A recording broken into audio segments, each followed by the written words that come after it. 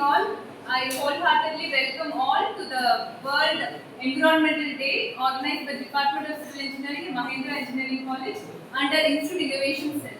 The topic for the presentation is the World Environmental Day. Every year, June 5th is celebrated as a World Environmental Day. So every time we are facing so much of environmental hazards and so much of risk because of overuse of existing resources and because of urbanization, industrialization, all the resources are being consumed majority and we are at stake of resources. So we have to think and talk about the conservation for our environment. So, so all of us know about sustainability. What actually is sustainability?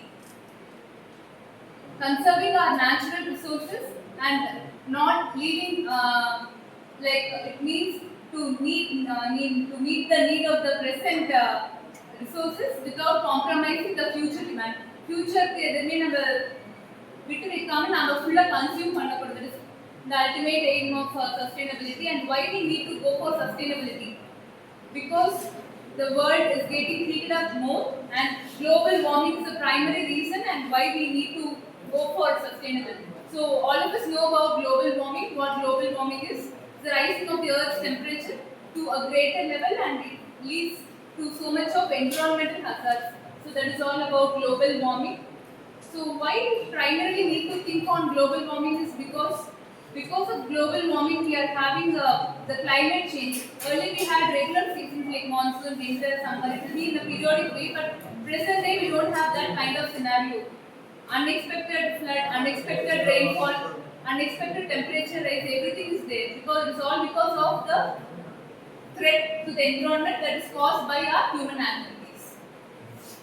So when you look into the effects of global warming, every time the Earth's temperature is increased per degree Celsius and burning of fuels is primary reason for the global warming rise.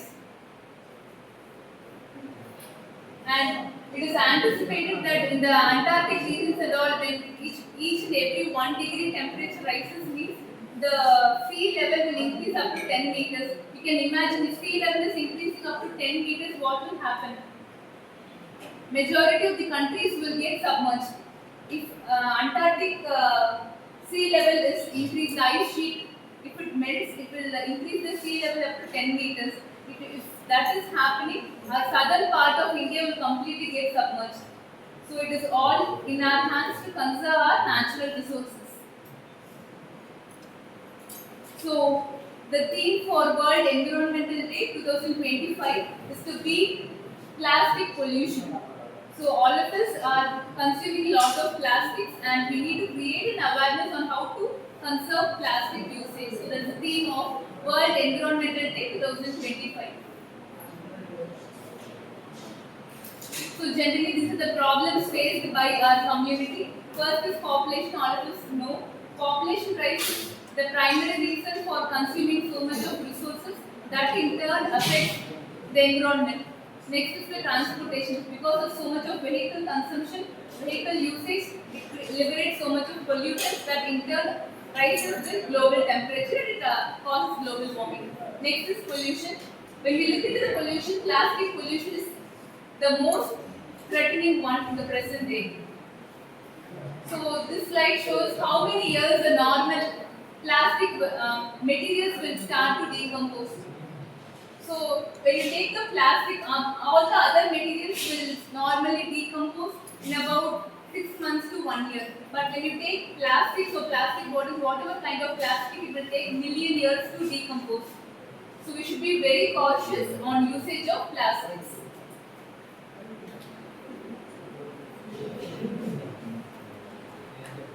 So this is the scenario of the plastic pollution. So the use of plastic is increased up to 3 kg per person per day. So every day the consumption of plastic is increased. So we have to minimize the plastic consumption all the ways possible. So negative impacts of plastic is primarily because it is not biodegradable. It will not decompose on its own. So we need to minimize the usage of plastics. And plastics, when you start to flame, it will liberate more of toxic gases. So that will cause human health hazard and it will even affect the human beings, animals and everything. So we have to minimize the usage of plastics in all the possible ways. So you can this slide you can see how the aquatic life, the animals are being affected with regard to the plastic. See, you can see the plastic syringes and all being consumed by a bird and it dies, and so much of hazards are there. And recently also we had faced this heavy rain. So all the plastic what we do after consumption we directly dispose it somewhere. And see when rain comes, all the flood continuously. See, it just gets blocked all the passage. So it causes so much of pollutants. So how we can reduce? How we can reduce means we can follow the 3R cycle: reduce, reuse, and recycle. This is the 3R cycle. And currently we have even 6R cycle. So we have to reduce the amount of waste, recycle the products. All the plastic products, whatever is there, can be collected. It can be recycled and then reused.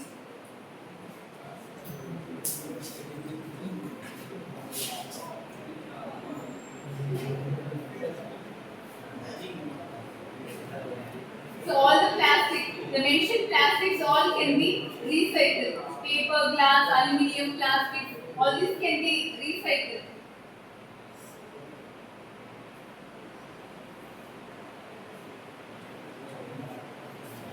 So alternate uses of plastic. Instead of plastic straws, we can go for silicone. Silicone are materials that can easily decompose and it is sufficiently better when compared to plastic. It can have multiple times of reuse.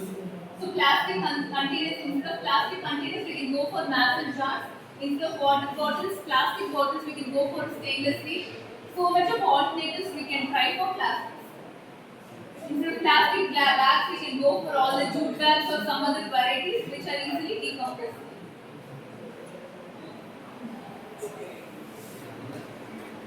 When we look into our construction sector, so far we saw all about why we need to think on environmental conservation. So looking into our construction sector, so our construction sector buildings alone consumes it leads to 8% of greenhouse emission. So we always need to try our maximum possible ways to control and eliminate pollution from our construction sector. So this slide shows how much of materials liberate how much of carbon dioxide and other gases. So coarse aggregate, it leads to 0.05 tons of carbon dioxide emission for every ton. And for fine aggregate and cement is the material that causes so much of carbon dioxide emission when compared to other materials. For every ton of cement production, equivalent amount of carbon dioxide is liberated. Not much other materials in the construction sector would do so, but cement is the primary material that will lead to more of carbon dioxide. So with this regard only we try to replace cement with so much recent innovative materials. Some are like fly ash, the material that is coming from Metro thermal power plant, ground granulated blast furnace slag is available that is coming from the steel plant. So using all these materials we can partially replace cement. The recent days there is more innovations happening in even IIT Madras. People are working in the LC3 concept like lime, cement and calcined clay. So they are manufacturing a new kind of cement that is leading to very minimal carbon dioxide emission. And also we have a technique geopolymer concrete, that is a cement. You can make normally we know what is concrete. Which rock? Cement. Very good. Aggregates. Aggregates includes fine and coarse aggregate and water. So geopolymer concrete is a concrete where there is no cement. Without cement, we can use some chemicals and fabricate concrete. This graph again shows the carbon dioxide emission from various material sources. So the traditionally used materials are like fly ash, silica fume, sugarcane bagasse ash. After sugarcane is crushed, the extract is left over that can be dried and then it can be ground to fine powder. We can use that as a replacement for cement. So likewise we have granite powder, marble powder. We can use all this as a replacement for cement. And in the recent days, many researchers are working on all these materials. Even we have tried for the eco sand, polymer sand from the magnesite Salem, and solid waste ash. I did a recent project in this. I collected municipal solid waste. It is then segregated in various categories, and then it is burned at a particular temperature. As a result, we are getting municipal solid waste ash. That is a major source. It is being dumped into the environment and it causes so much of pollution.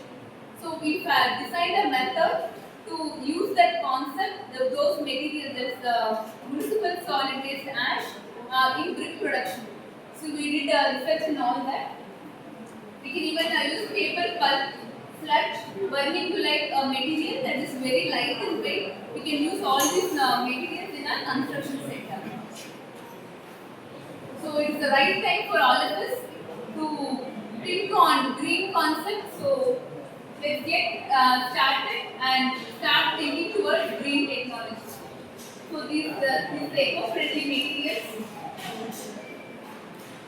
Eco-friendly materials, self-healing concrete, a concrete that heals on its own. Concrete normally will crack when we are applying load. So self-healing concrete is a concrete. When crack happens, automatically it will heal on its own. That concept is self-healing concrete. Then we have translucent concrete. It's a concrete which is transparent. When it will pass light from one end, it will get reflected at the other end. You can pass optical fibers into that. This is the various materials used, and we can even fabricate a bendable concrete also. Next is the green building concept. All of us are aware of what green building is. So green building is nothing but we can design a building, construct a building without using more of energy resources. Economically, we can fabricate with using natural resources, natural ventilation, and natural sunlight without depending on external energy. That concept is green buildings.